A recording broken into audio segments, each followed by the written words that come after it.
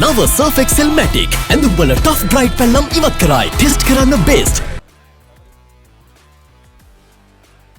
දැන් අපිට ගොඩක් දක්ෂ නව යෝන් ක්‍රීඩිකාවන් ගොඩක් ඉන්නවා. විශේෂයෙන් හර්ෂිතා ලකුණු අතර ඉන්නවා.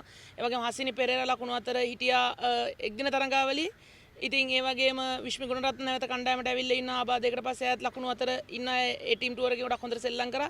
ඒ වගේම මම හිතන්නේ අපි මෑතකදී අපි හොයාගත්ත ඉමේෂ් අදුලානි දිගින් දිගටම හොඳින් ලකුණු අතර ඉන්න. ඒ වගේම කවිෂා දිල්හාරි හොඳින් ක්‍රීඩා කරන තුන් ඉරියව් ක්‍රීඩිකාවකට. ඒ වගේම නිලක්ෂි සිල්වා එයත් ඉතින් හොඳින් ක්‍රීඩා කරනවා. ඉතින් ඒ නිසා මම හිතන්නේ කණ්ඩායම ගොඩක් හොඳ මානසිකත්වයෙන් ඉන්න. ඒ කියන්නේ එක ක්‍රීඩිකාවක් මත යැපෙන්නේ නැහැ කියන තැනට දැන් අපි ඇවිල්ලා ඉන්නවා. ඒක මම හිතන්නේ අපිට ගොඩක් වැදගත්. ඉතින් මම බලාපොරොත්තු වෙනවා මේ තරඟාවලියේ හැම ක්‍රීඩිකාවක්ම ක්‍රීඩා කරයි කියලා. අපේ තියෙන තරඟයේ ක්‍රීඩිකාවන් පිටිකරණයෙන් ක්‍රීඩිකාවන් 3 දෙනෙක් 4 දෙනෙක් සාර්ථක වුණොත් අපි ඔය බලාපොරොත්තු වෙන්නේ අපේ ජයග්‍රහණයට අපිට යන්න පුළුවන්. විශේෂයෙන් එංගලන්තයේ තනතිරු ගොඩක් වේගවත් තනතිරු සහ බවුන්ස් එක ගොඩක් වැඩි තනතිරු. ඉතින් වේග පන්දියවන්නයට ගොඩක් සහාය තියෙන තනතිරු. ඉතින් ඒ නිසා අපි ඒ සඳහා ගොඩක් පුහුණුවීම් කරා. මම හිතනවා ඒ කර පුහුණුවීමුත් එක්ක අපි පිටිකරණය වෙනදාට වඩා ඉහළ මට්ටමකට එයි කියලා. මොකද අනිවාර්යයෙන්ම මේ තරඟාවලියේ හයි ස්කෝරින් ගේම්ස් ගොඩක් යයි.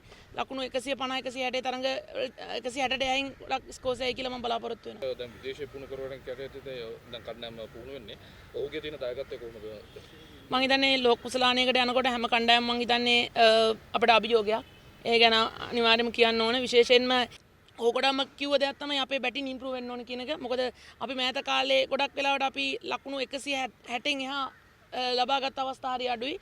මේ තරඟාවලිය ගොඩක් වෙලාවට අර මං කිව්වා වගේ හයි ස්කෝරින් ගේම්ස් එකයි කියලා මම බලාපොරොත්තු වෙනවා. ඒ නිසා අපි මුලින් බැට් කරත් අපි චේස් කරත් අනිවාර්යයෙන්ම ලකුණු 160ක් 170ක් ගහන්න ඕනේ. ඉතින් ඒ නිසා බැටර්ස්ලාට ෆ්‍රීඩම් එක දීලා තියෙනවා ඒගොල්ලන්ට ගිහිල්ලා බය නැතුව බෝලට ගහන්න කියන එක. කණ්ඩායමේ සංයුතිය මේවර පොඩ්ඩක් වෙනස් වෙන්න ඉඩ තියෙනවා. මොකද ගොඩක් වෙලාවට අපි තරඟ ක්‍රීඩා කරද්දී එක වේග පන්දියවන්නයක් සහ දඟ පන්දියවන්න 4 දෙනෙක්ගෙන් ක්‍රීඩා කරේ. නමුත් ජිමි සිඩන්ස් කිව්ව දේ තමයි අපි ඊළඟ ස්ටේජ් එකට කියන්නේ টොප් 4 ටීම් වලට ඇටැක් එකක් දෙන්න නම් අපිට ෆාස්ට් බෝලර්ස්ලා දෙන්නෙක් ගහන්න ඕනේ සහ අපේ පිටිකරණය පොඩ්ඩක් වැඩි කරන්න ඕනේ කියලා. එතකොට අපිට හයි ස්කෝරින් ගේම් එකකට යන්න පුළුවන් කියලා. ඉතින් මම දන්නවා අපි අවුට් ඔෆ් ද බොක්ස් ගිහින් තමයි මේක කරන්නේ. මම හිතන්නේ මෙච්චර කල් තිබ්බ ස්ට්‍රැටජිකල් ප්ලෑන් එකක් නෙමෙයි ඒක. නමුත් අපි ඒක try කරන්න බලාපොරොත්තු වෙනවා මේ තරඟාවලියේ. ඉතින් මම හිතන්නේ අපි try කරලා බලමු අපිට මොකද්ද ඒ වෙනසත් එක කරන්න පුළුවන් කියලා. පිටිකරණයට වැඩි අවධානයක් දීලා තියෙනවා. මම හිතනවා අපිට පිටිකරණයේ පැත්තේ යම්කිසි හොඳ දෙයක් මේ තරඟාවලිය බලා ගන්න පුළුවන් වෙයි. ඇත්තටම මුලින්ම ගොඩක් සතුටුයි. මං පළවෙනි පාට තමයි T20 ලෝක කුසලානයකට සහභාගී වෙන්නේ.